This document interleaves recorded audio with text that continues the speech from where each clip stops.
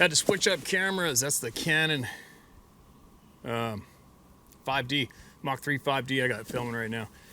Killed the batteries on the other one. So anyway, much nicer camera, isn't it? Anyway, I'm going to share this encounter with you guys. It's quite the eye-opener. And I don't envy this encounter at all. Actually, I don't envy a lot of them. You know, I've had my own hair-raising episodes, and I just don't crave it. There's something a little unnerving about being in the woods with something that outclasses you. There's nothing you can do about it. It outclasses you straight across the board. If it felt it could annihilate you at any time. And I guess it's just in our nature to feel threatened. I guess it's a survival thing to feel threatened and be nervous, right? But like I said, there are so many of these encounters that I don't envy. A lot of the ones I've had, I don't crave to have again. I'm just not into it. I like to enjoy this lifetime feeling somewhat safe, and in the outdoors especially. I don't want it ruined for myself. But this is something else. So now listen to this one, all right? Hi, Steve. Anyone that knows me knows about how on that particular day I was seriously injured. They know how I was celebrating my birthday. They knew the outdoors was a passion of mine, and I always went prepared. This day, however, celebrating my birthday with a hike into the unfamiliar area in a national forest, Ouachita, Ouachita National Forest. I traveled from Ohio to Arkansas to look after my aunt's spread.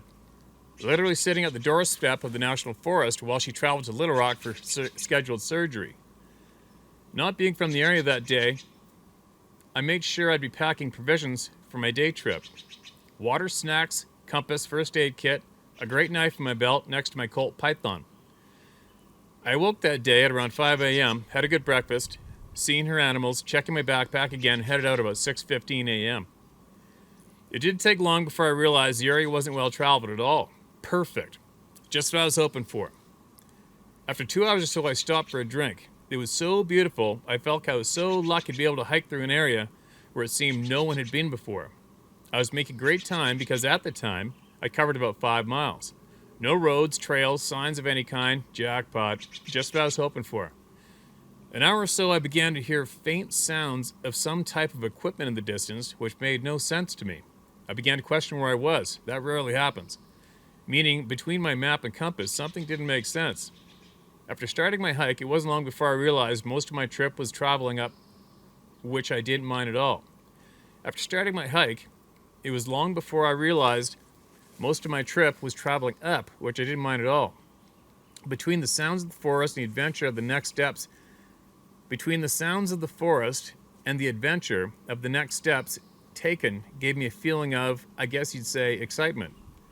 From my location, I could tell over the next half hour to 45 minutes, I'd be to the top of a ridge and have a spectacular view of the forest below me. Over the next 10 minutes, I began hearing a few things that caught my attention and they had me scratching my head. But after a few minutes, I wrote it off.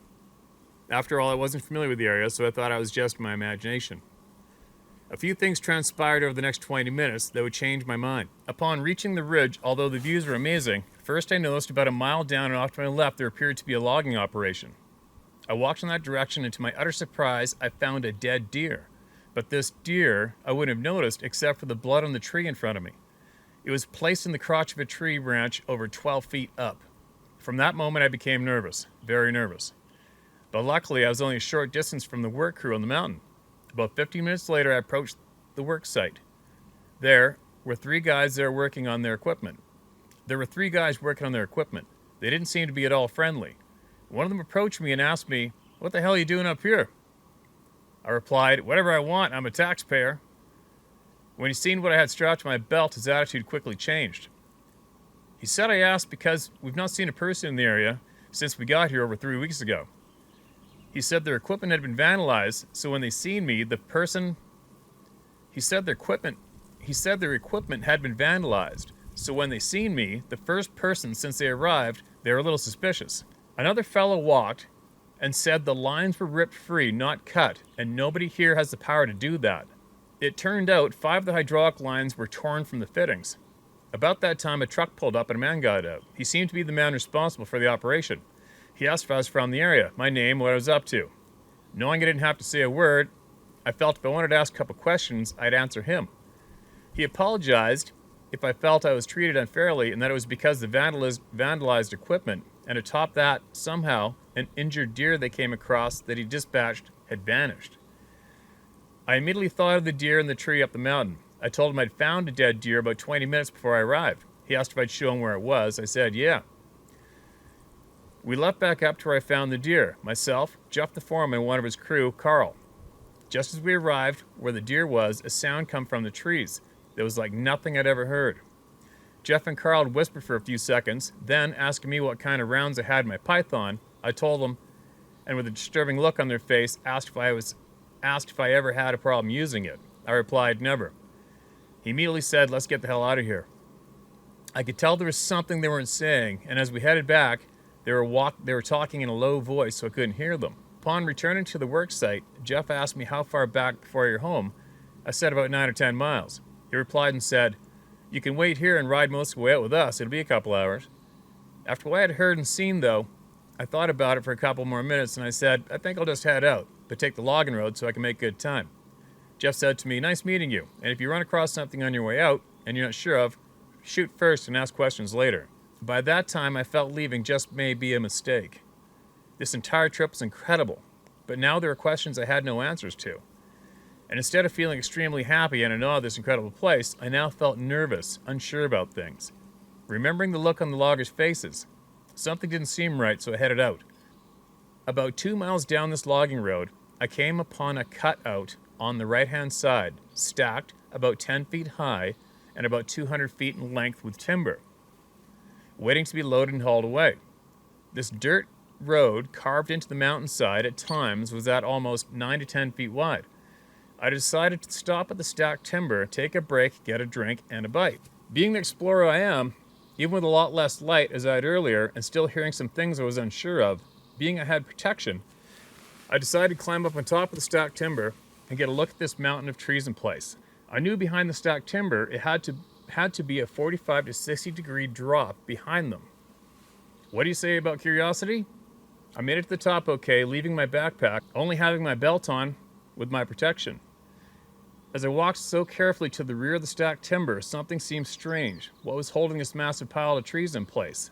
The view was incredible. As I was several feet from the rear of the pile, I seen 4 trees at the rear that were bent over and broken. I thought to myself, that doesn't make sense. Why would they do that? No sooner than I had that thought, the trees below me gave way, and I was along for the ride, falling face first and landing in an avalanche of timber. I dropped my gun because being blind to so much and hearing unfamiliar sounds, I thought it'd be good to have it out. When everything stopped, I was pinned in place, crushed by the weight of the trees, with 3 of them on top of me, and I instantly thought, I'm not going anywhere. Bleeding badly from 2 places, my left shoulder, my right leg.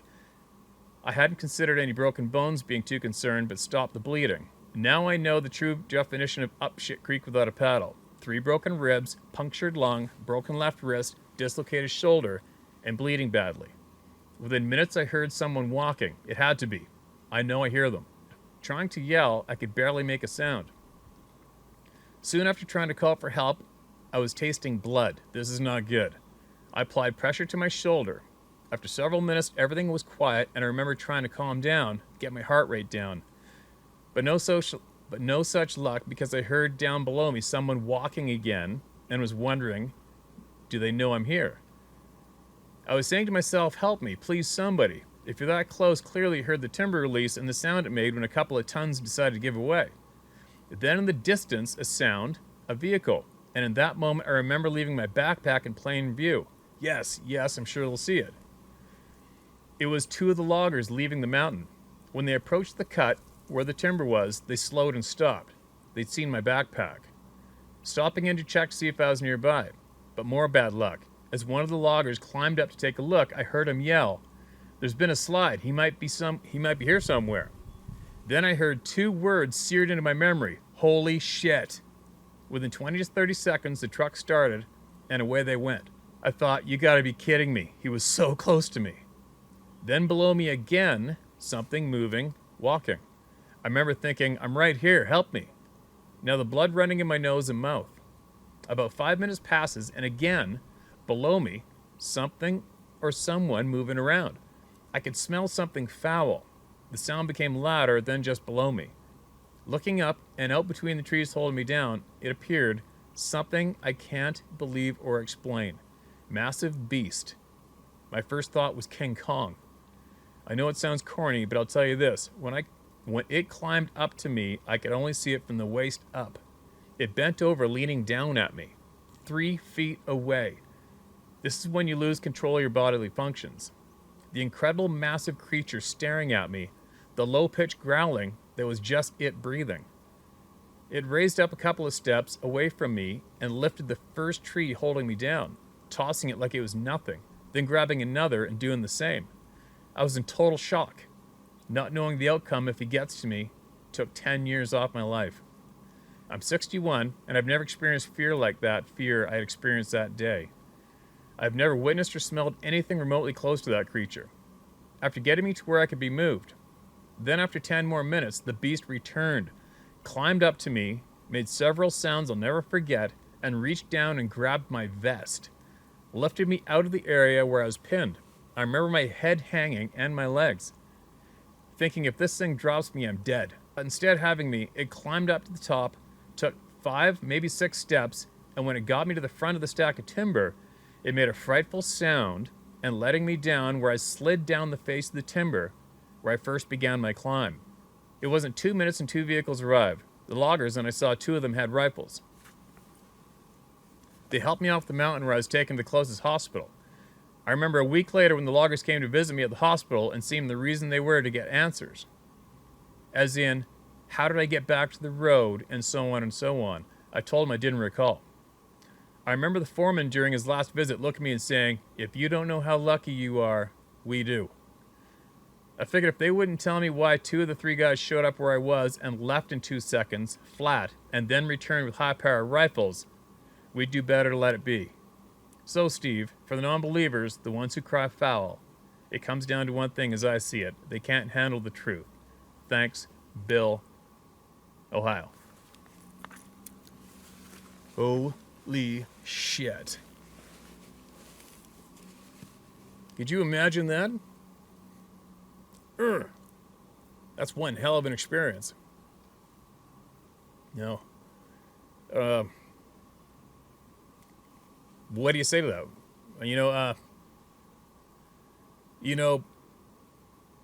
I have read some stories in the past where people have been assisted by some of these things.